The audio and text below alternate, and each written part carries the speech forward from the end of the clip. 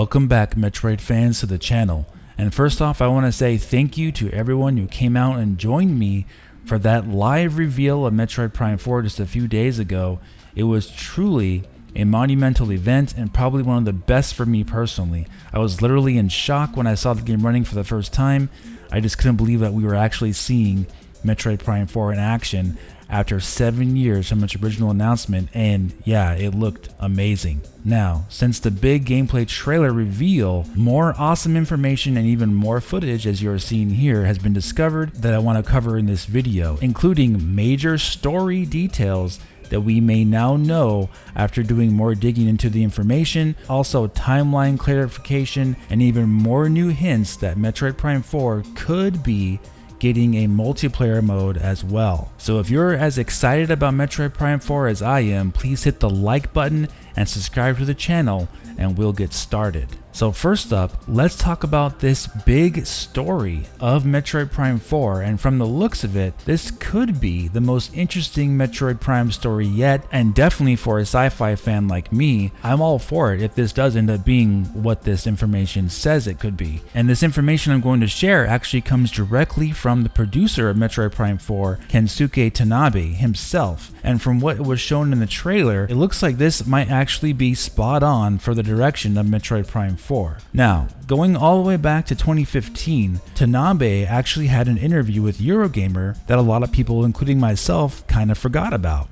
since basically back then Nintendo was still trying to keep the Wii U alive and had just confirmed the Nintendo NX was their next platform, and plans for a new Metroid Prime game were not even a thing yet. So the interview with Eurogamer was kind of with Tanabe mulling over what direction he could take the Metroid Prime series if they chose to make a new mainline game. But it was also right around the time that Metroid Prime Federation Force was coming out on the 3DS, which was why the interview was started. So here's what Tanabe said about the potential of Metroid Prime 4's story back in 2015. Now, Eurogamer, speaking with Tanabe, said it was clear he had plenty of ideas for the game, Metroid Prime 4, including a focus on a single planet that has a time-shifting mechanic, similar to Metroid Prime 2 Echo's single planet with dark and light variants. And he went on to say, instead of broadening it to more planets, I would have one and would focus on the timeline and being able to change that. That's one interesting idea I have in mind, but I understand many people thought Echoes was too difficult. Now, of course, in my opinion, this was almost 10 years ago. Times have changed a lot.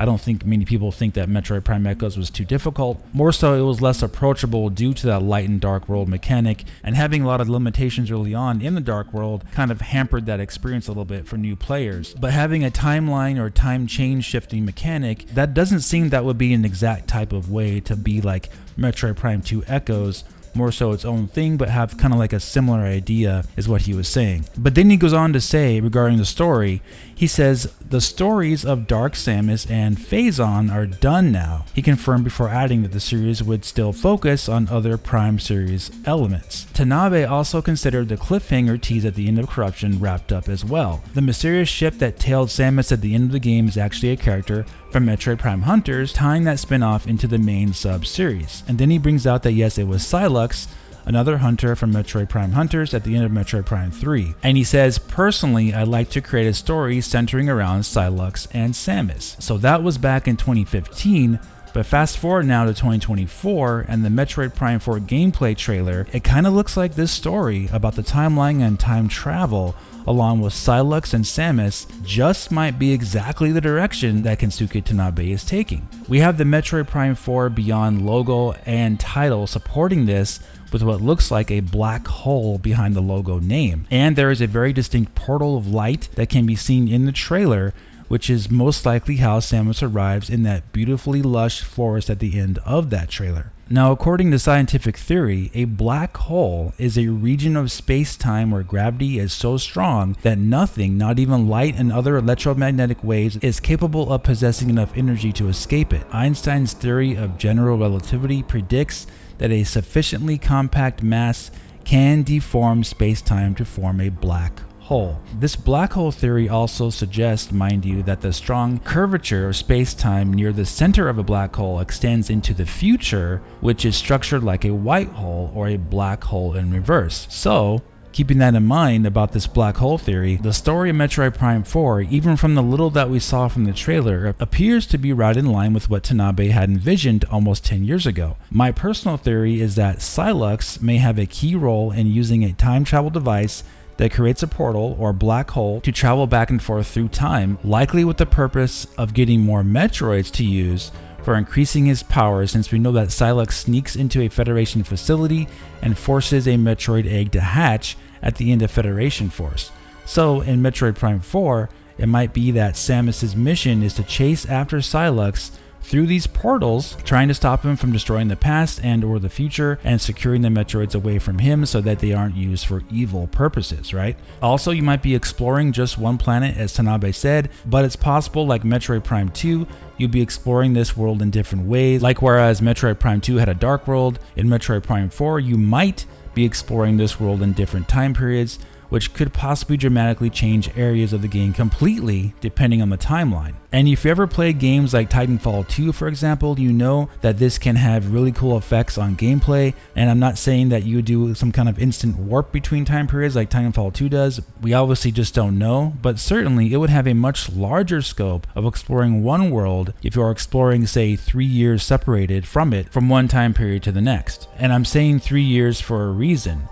And that's because the timeline for Metroid Prime 4 is said to take place in 20x9, which would be 2 years after the events of Super Metroid. If you look in the lore online, you could see that that was the timeline for Super Metroid 20x7. And 3 years, that would be after Federation Force, which takes place in 20x6. So we might be dealing with a lot of time travel events in Metroid Prime 4 that could even put Samus in a time period right before Super Metroid, perhaps trying to stop Sylux in the past and also having Samus travel to the future where all the destruction has already occurred due to the damage Sylux caused in the years before. So even though the time period of Metroid Prime 4 is 20x9, it might be the case where it's not the only timeline you are playing in during the entire game, which would make for some really high stakes for Samus if her actions alter the future and the past with the mainline Metroid games like Super Metroid, Metroid Fusion, and Metroid Dread. It's also worth noting that there is no official time date listed for Metroid Other M,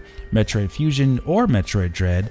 We just know that they all take place after Super Metroid, which is set in the year 20x7. So theoretically, Metroid Prime 4 could take place right before Metroid Fusion and Metroid Dread, or right after those two games, but it seems at the very least it does take place after Metroid Other M, since that game is shown to be basically immediately after Super Metroid. You also have to consider that Samus's gunship looks very much like Metroid Prime 3's gunship and completely different than Metroid Dread's, which yes, could just be a design choice, but it's worth pointing out. Either way, the story of Metroid Prime 4 seems like it could be extremely exciting and engaging, especially for sci-fi fans. And if you like Metroid and Metroid Prime, probably you already are a sci-fi fan, right? Again though, a lot of this has to be labeled as some speculation because we won't know for sure until we actually play the game or hear official confirmation from Nintendo. But with the shape of the logo looking like a black hole and the portal showing up in the gameplay footage, along with Tanabe himself previously saying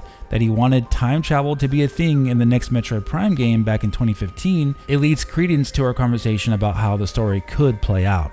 Now, next up, I wanted to touch on an update to a previous video we did a few months back on the possibility of Metroid Prime 4 having some kind of multiplayer in the game. We had found that some new employees at Retro Studios who were hired just last year had experience in actually designing multiplayer maps for first-person shooters as their last work that they did before joining Retro. And now we have another update that happened just recently in the last few months. Retro Studios hired a level 2 technical designer whose immediate last 3 games they worked on were Call of Duty Black Ops Cold War, Call of Duty Vanguard, and Black Ops 4. And the reason why this is so interesting though for the potential multiplayer is that the key thing they specialized in was scripting level objectives, enemy spawning, multiplayer co-op mechanics in zombie mode, and achievement type challenges for zombie mode in those games. It's not saying that they are actually developing multiplayer or co-op for Metroid Prime 4, but this is the first time Retro Studios has hired someone with this level of very specific